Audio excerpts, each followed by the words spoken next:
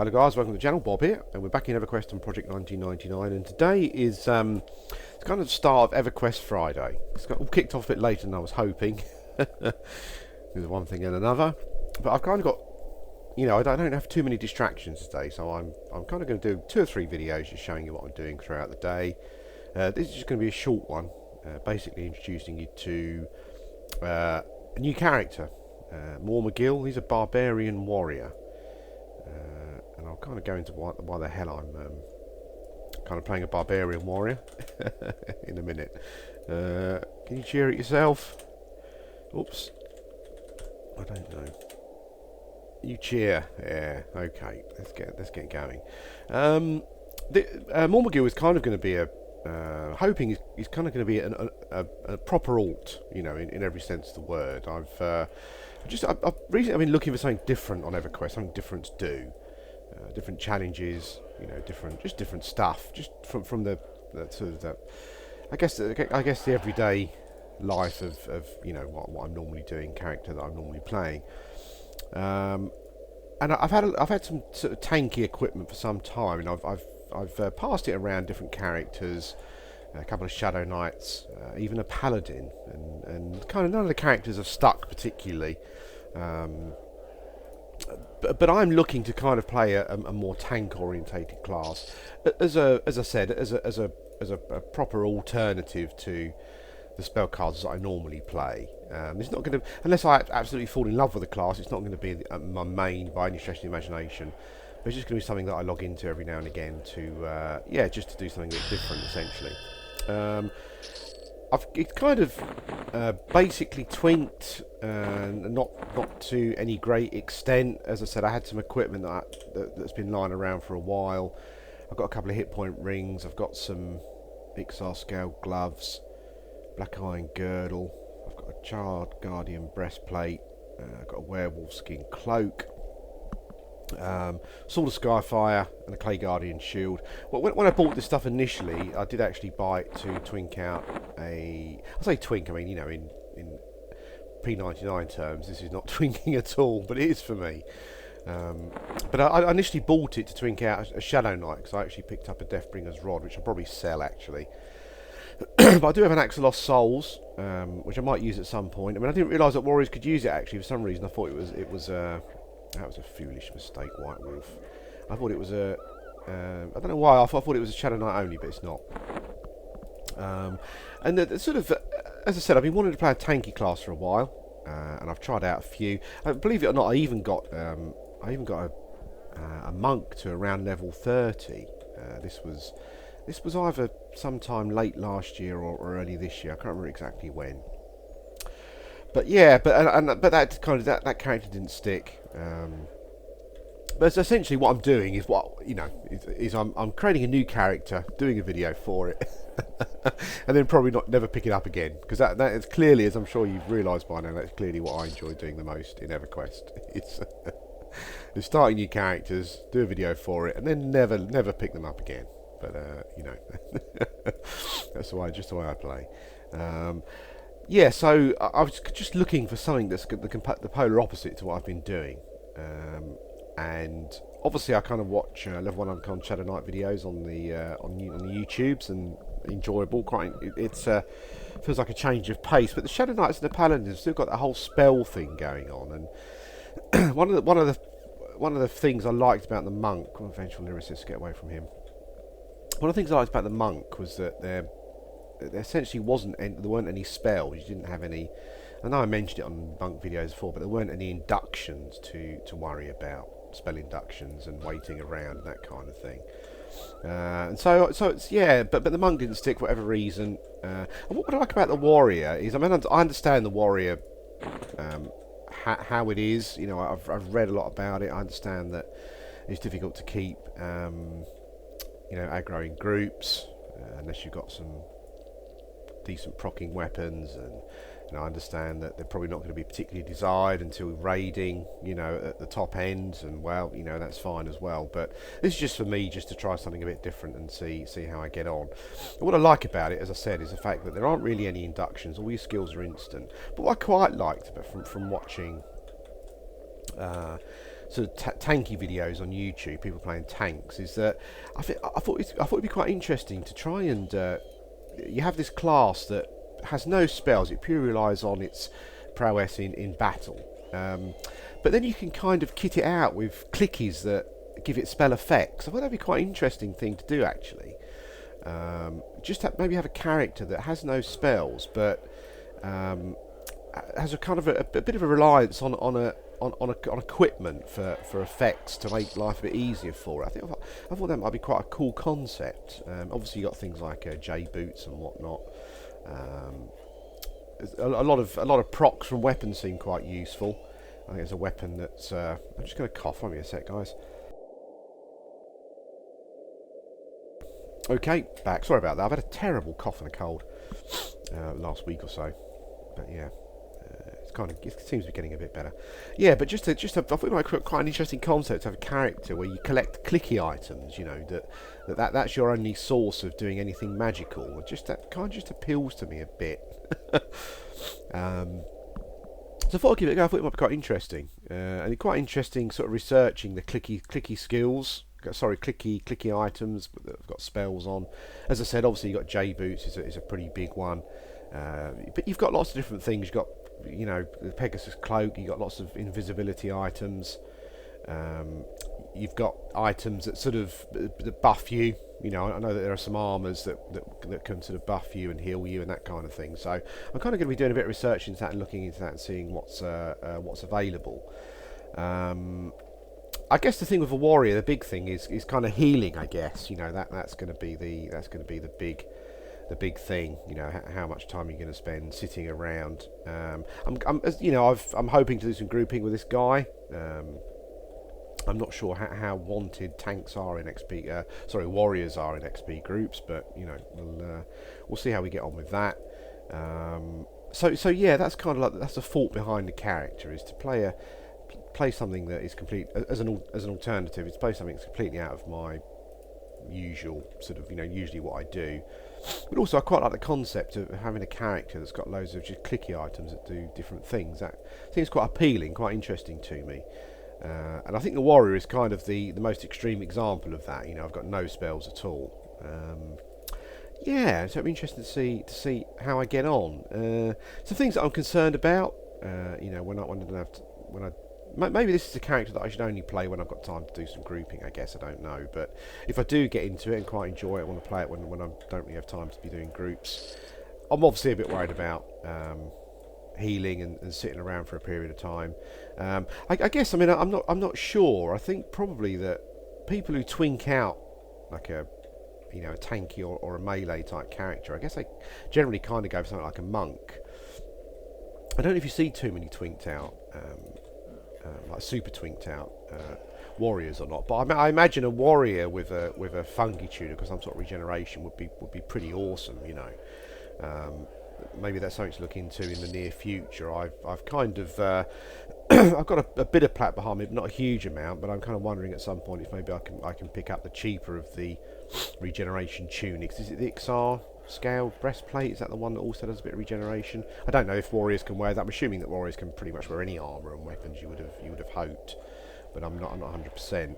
So it might be nice to pick up one of those, because I imagine that would be pretty awesome. And again, it's kind of like it's an item that's giving you a spell effect,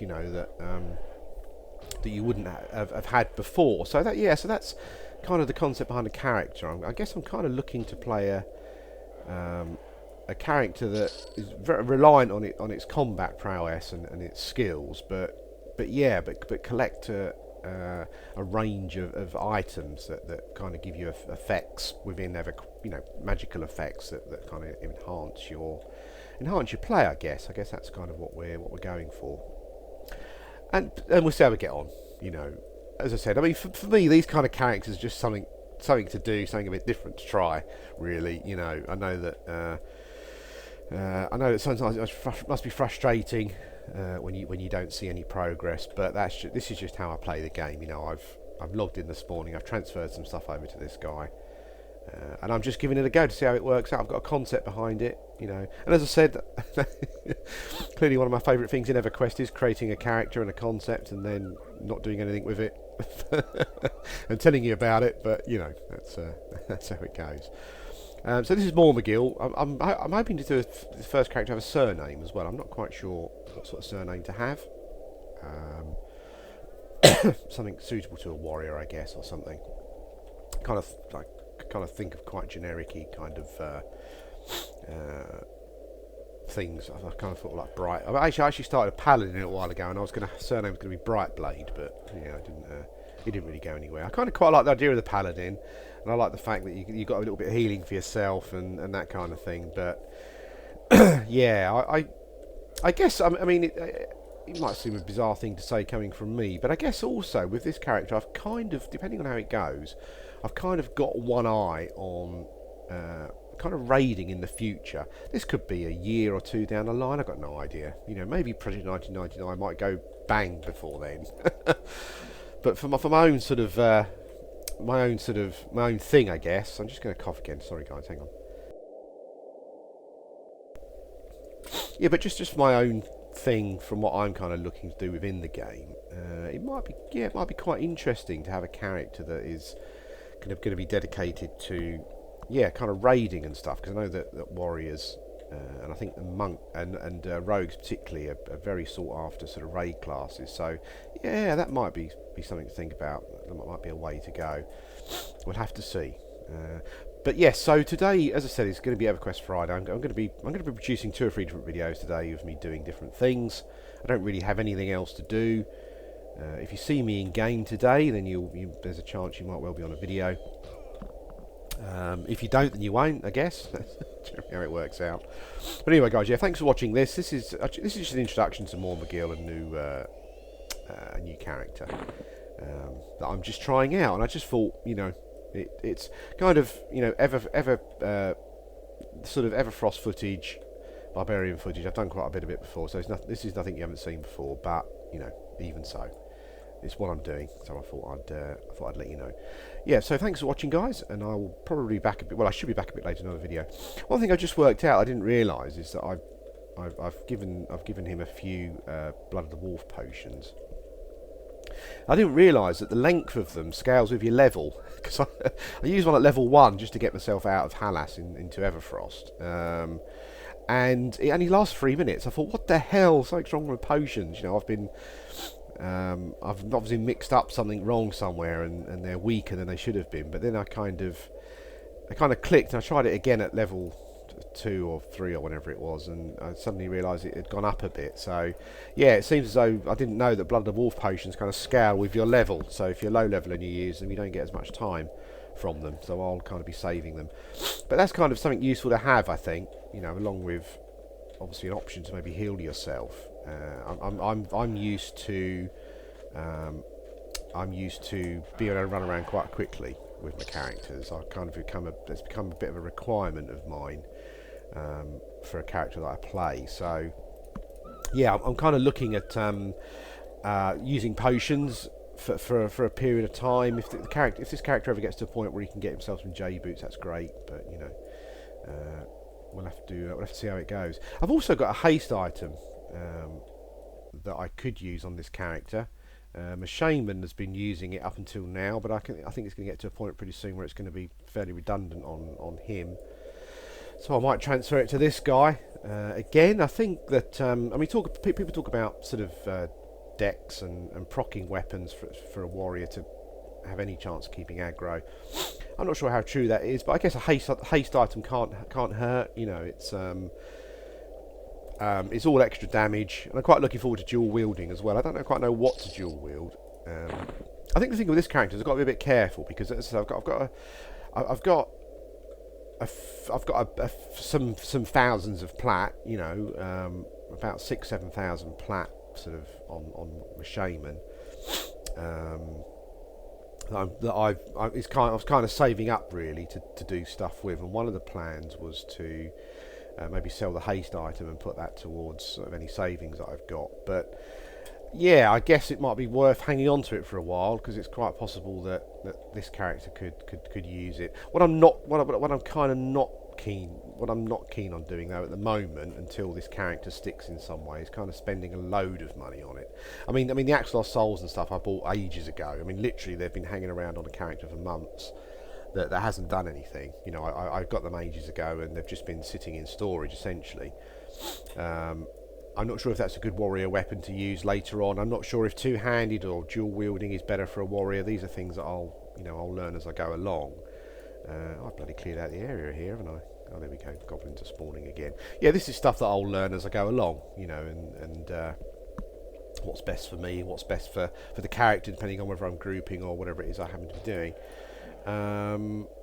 Yeah, so I'm not, when I get dual wield, I mean, I'm using the sword of Skyfire, did I say? Yeah, I mean, that's a one-handed weapon. What I possibly might do when I get dual wield, I don't know if it's level 30. Oh, bugger. I don't know. Vengeful Lyricist has caught me hot on the hop there. I'm half tempted to turn around and just have at it, basically. I'm a proud warrior of the tribunal, and justice needs to be served on this vengeful lyricist, but maybe not right now.